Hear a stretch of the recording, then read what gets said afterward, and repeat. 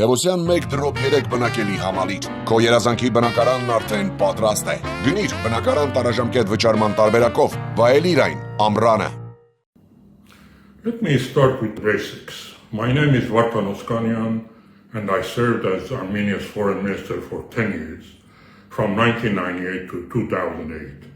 Currently, I serve as the coordinator of the Committee for the Defense of the Fundamental Rights of the People of Nagorno-Karabakh, established and mandated by the National Assembly of the Republic of Nagorno-Karabakh. Drawing on that experience and with the authority and legitimacy to speak on these matters, with this recording, my goal is to reach out to the international community, but first and foremost to the 36 or so foreign embassies representations in Armenia. I would like to talk today about the Armenian detainees in Baku, the continued silence of the international community regarding the detention of the Armenian leaders, prisoners of war, and even civilians in Baku represents a stark and shameful abdication of responsibility. These individuals, far from being criminals or terrorists, as Azerbaijan now claims, are legitimate representatives of a people who for decades pursued self-determination in line with international law. Their peaceful advocacy places them in the tradition of many other respected international figures who dared to imagine a future grounded in dignity, rights, and democratic governance.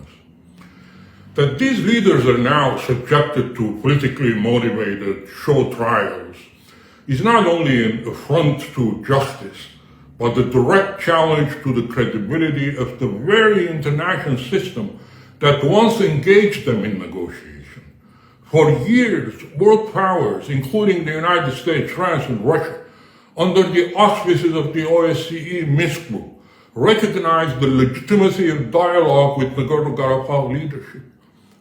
To now ignore their detention is to retroactively invalidate those decades of diplomacy and legitimize Azerbaijan's attempt to criminalize a cause once embraced as a subject of international mediation. Worse still, these detentions come in the wake of a brutal campaign of ethnic cleansing, the forced expulsion of 120,000 Armenians, the months-long blockade of the region, and the military assault of September 2023 culminated not only in the destruction of lives, but also in the systematic erasure of Armenian cultural identity. Cemeteries have been desecrated, historical landmarks razed, and history itself rewritten, all as the world looked on with hollow expressions of concern but no meaningful intervention. The failure of the international community to act, particularly the co-chairs of the Minsk Group, has given Azerbaijan a green light to rewrite the narrative.